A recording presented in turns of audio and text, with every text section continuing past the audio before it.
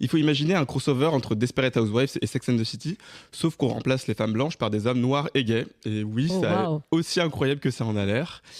On suit Noah, donc un scénariste qui croit encore en l'amour. Ricky, son pote, qui saute sur tout ce qui bouge et tous les employés de son magasin de fringues qui représente bien la Californie des années 2000. Alex, la diva, toujours là pour les ragots qui dirige un centre de prévention pour le sida. Et Chance, qui est un prof d'université un peu coinsos, mi-Brie Van de Camp, mi-Miranda dans sa famille. Moi, souvent, les productions noires américaines faites pour les noirs américains, je trouve que ça fait très cheap, très téléphoné, très sentimentaliste.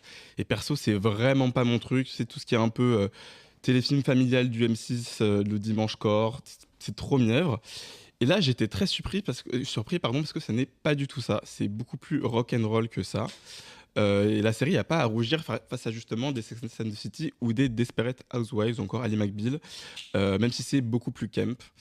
Et je pense que ce qui m'a plu, c'est que de la même manière que j'arrive à me mettre à la place de femmes blanches et riches dans les soaps des années 2000, là, les personnages ont des storylines assez fournies et sortent assez des stéréotypes pour que n'importe qui se retrouve dedans et morde à l'hameçon.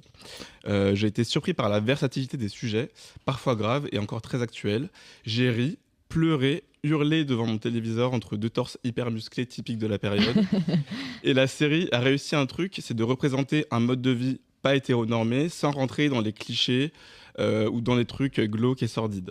La série réussit vraiment à parler d'une population marginalisée sans passer par du pathos facile, comme ça pourrait se faire avec des sujets comme le sida. Et l'Amérique nous a prouvé maintes et maintes fois qu'on pouvait facilement être dans le larmoyant sur ces trucs-là.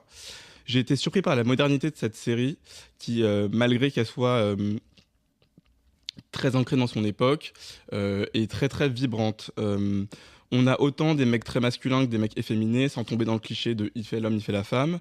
L'hypersexualité est aussi valide que la monogamie. Les sextoys sont ludiques et pas cringe. On a du drag bien avant Drag Race. On a du voguing bien avant Pose. Et on peut se retrouver dans un deal de drogue avec des coups de feu, autant que dans une scène avec trois mecs huilés et bodybuildés qui peuvent pas baiser tranquille parce que Noah passe son temps à appeler ses potes à l'aide pour tout et n'importe quoi. Et en split screen, s'il vous plaît, puisqu'on est dans les années 2000. Bah ouais, Bah ouais. 24. Donc vraiment, si vous aimez Greg Araki, faut vraiment mater cette série.